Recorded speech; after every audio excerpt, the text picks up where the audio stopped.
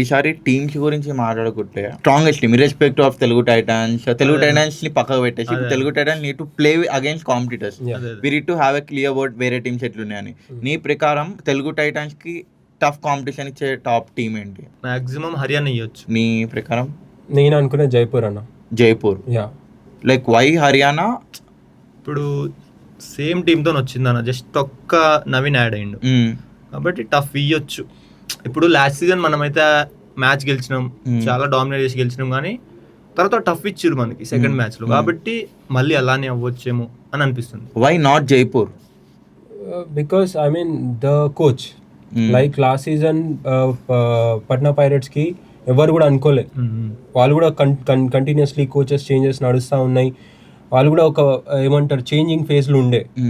దాని తర్వాత coach with no experience player in the team, they have did a great job. Like last time no one thought about the backup ప్లేయర్స్కి తీసుకొని వచ్చి main player చేసిండు.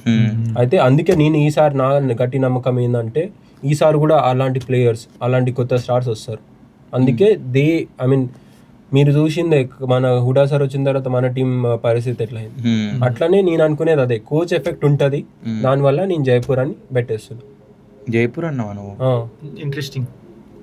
ఇప్పుడు జైపూర్ చెప్పిండు కదా, టీం వేరే కోచ్ వేరే, కాబట్టి సెట్ అవ్వచ్చు. నువ్వేం చెప్పినావు?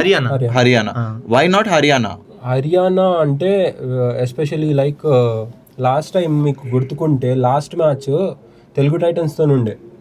వాళ్ళ క్యాప్టెన్ ఒక్క ప్లేయర్ లేకపోతే వాళ్ళు తుక్కు ఓడిపోయారన్న. అసలు వాళ్ళకి అర్థం కూడా కాలేదు ఏమైంది అని చెప్పి.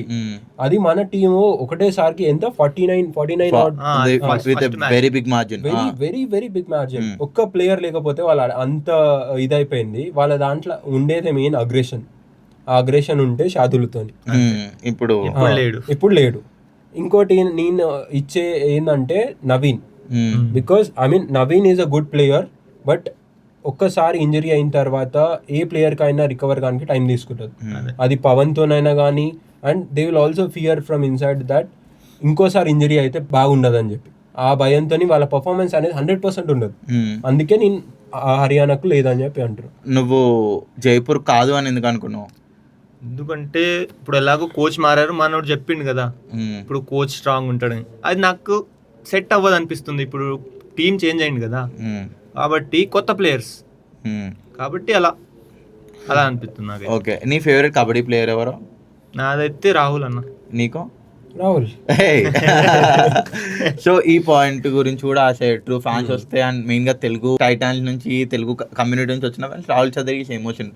లైక్ మీ ఇద్దరిలో రాహుల్ చౌదరి ఎందుకు అంత వెరీ స్పెషల్? ఏమైనా మ్యాచ్ విషయంలో, ఆ మ్యాచ్ అని ఒకటి గుర్తుంటది కదా, టాప్ 3 ఆర్ టాప్ 1 ఏమైనా గుర్తున్న మ్యాచెస్ లో? అంటే ఎస్పెషల్లీ రైడింగ్ కన్నా, రైడింగ్ ఎప్పుడు కూడా వెళ్తాడు కదా, that holding breath is like for a long time.